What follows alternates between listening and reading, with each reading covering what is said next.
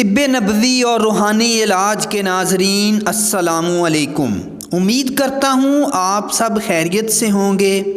ناظرین اکرام، جیسا کہ آپ جانتے ہیں ہمارا پلیٹ فارم آپ کے لیے بہترین اور مجرب طب نبوی سے نسخہ جات اور روحانی علاج کے لیے مختلف وظائف کا اہتمام کرتا ہے۔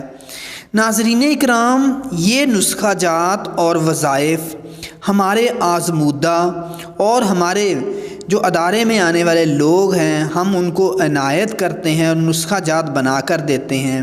یہ انتہائی آسان، مجرب، لاجواب اور سہل حصول نسخہ جات ہوتے ہیں۔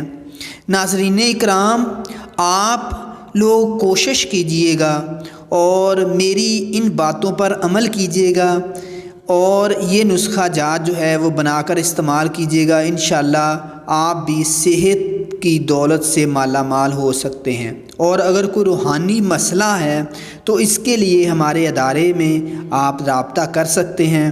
اس کے لیے آپ کمنٹ باکس میں ہمارے ساتھ رابطہ کر سکتے ہیں۔ انشاءاللہ ہم پوری کوشش کریں گے، آپ کے مسائل کے حل کے لیے آپ کو گائیڈ کریں گے۔ تو ناظرین اکرام، آج ایک انتہائی اہم اور طب نبوی کا انتہائی اہم اور لاجواب نسخہ آپ کی خدمت میں پیش کروں گا۔ ناظرین اکرام، یہ نسخہ ہمارا آزمودہ ہے، بہت سارے مریض اس سے صحت یاب ہو چکے ہیں۔ میں آپ کو موٹاپے کے لیے آج ایک نسخہ بتاؤں گا۔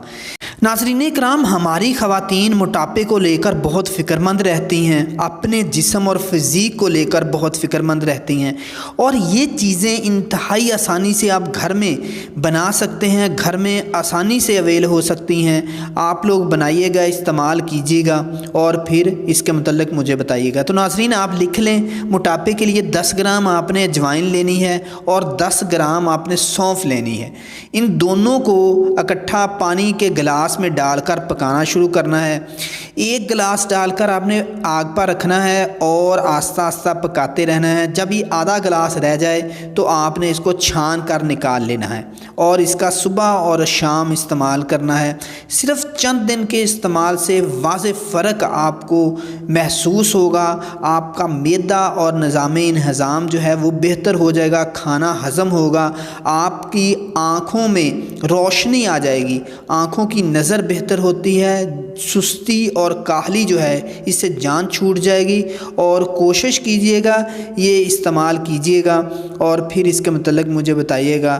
اللہ پاک آپ کو بہت ساری آسانیاں نصیب فرمائے اور آسانیاں بانٹنے کی توفیق عطا فرمائے۔ اللہ پاک آپ کے رزق میں، علم میں برکت عطا فرمائے۔ دعاؤں میں یاد رکھیے گا۔ اللہ حافظ۔